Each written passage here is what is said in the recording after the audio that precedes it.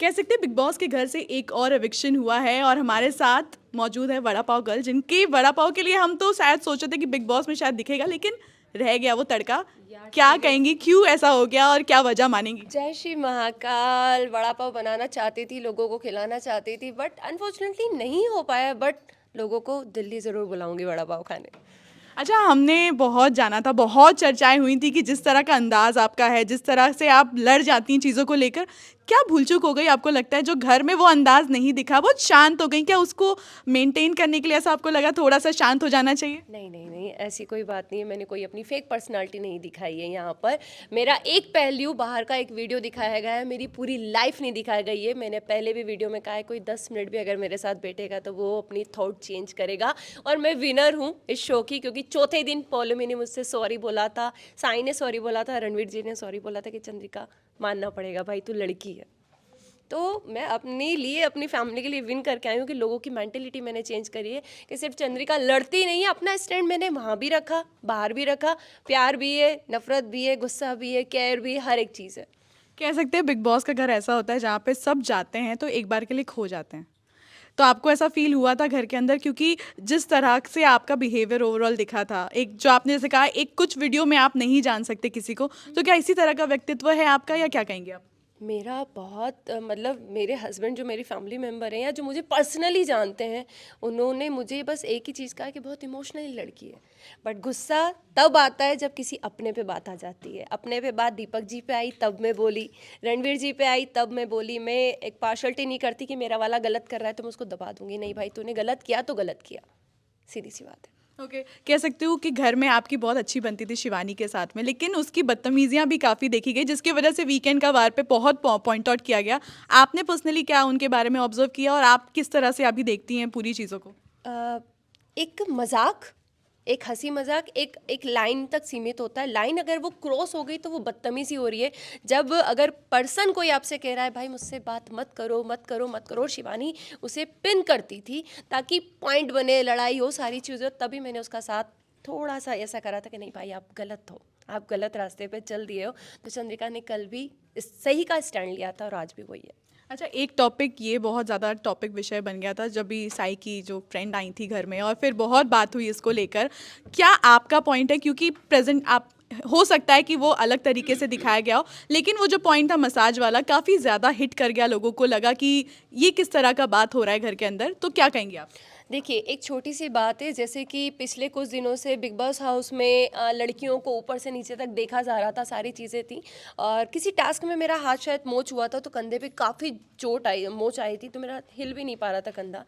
सना सुल्तान मेरे पास मसाज देने आती हैं, उन्होंने पूरा हाथ मेरा सही करा, उस लड़की की तारीफ़ है। बट जैसे ही साई ने मुझे कहा, मैं अनकंफर्टेबल थी, साई ने कहा चंद्रिका मैं तुझे नेक सही कर देता हूँ। मेरा बस एक सेंटेंस था, जैसे कि मैं एक वाइफ हूँ, भाई मेरा बाहर पति बैठा है, मुझे नहीं पता ये वीडियो बाहर कैसे प्रेजेंट होगी, तो मैं तुझसे तो मसाज नहीं लूँगी। तो मैंने शायद एक लड़की होने के नाते, पर मैंने किसी के कैरेक्टर पे उंगली नहीं उठाई थी।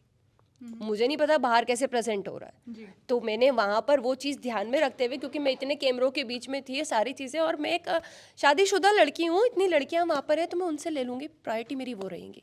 तो आपके हस्बैंड ने बाहर क्या बोला आके, क्योंकि ये बहुत बड़ा मुद्दा था जिस। मेरे हस्बैंड ने क्या बोला, एक लड़की को क्या करना चाहिए। अगर मैं बैचलर होती, सारी चीज़ें होती, वहाँ चलता। एक मेरी लिमिटेशन है, एक मेरा एक मुझे, मैं अपने हस्बैंड के लिए सारी चीज़ें, मुझे पता है कि मुझे कहाँ लाइन क्रॉस करनी, कहाँ नहीं करनी है, मुझे अपना ओरा पता है। तो जब इतनी लड़कियां वहाँ थीं तो मैं लड़की से भी, क्योंकि कल मेरे कैरेक्टर पे उंगली उठ सकती है कि देख भाई अपने पति को छोड़ के दूसरे के पास गई, तो लोग कुछ भी बोल सकते हैं, मुझे हर एक चीज़ का ध्यान रखना पड़ता है। जी। तो सबसे पहले मेरे माइंड में जो आया मैंने वो बोला। मुझे नहीं पता बाहर कैसे क्लिक हुआ, अगर साईं को हर्ट हुआ तो मैंने उस दिन उससे माफ़ी भी मांगी थी। आपसे कैरेक्टर की बात हो रही है तो कह सकते हैं एक और कैरेक्टर की इस बार इस हफ्ते बात हो गई थी, कुछ ज़्यादा ही चर्चा हो गया उसके बारे में, जो कि है अरमान और विशाल के बीच का जो झगड़ा भी हुआ वो काफ़ी ज़्यादा तेज़ था। आप घर में थी, आपको क्या लग रहा है कि विशाल ऐसा जानबूझ के किया होगा या फिर बोल दिया होगा, उनके मुंह से निकल गया होगा? क्योंकि बहुत लोग सपोर्ट कर रहे हैं, बहुत लोग विरोध कर रहे हैं, आपको क्या लगता है? देखिए, एक बात बताती हूँ, जैसे लास्ट हमारा सैटरडे नाइट था, उसमें उनके मम्मी पापा आए थे और जब वो रो रहे थे और विशाल जब रो रहा था तो हम सब इमोशनल टच हुए थे।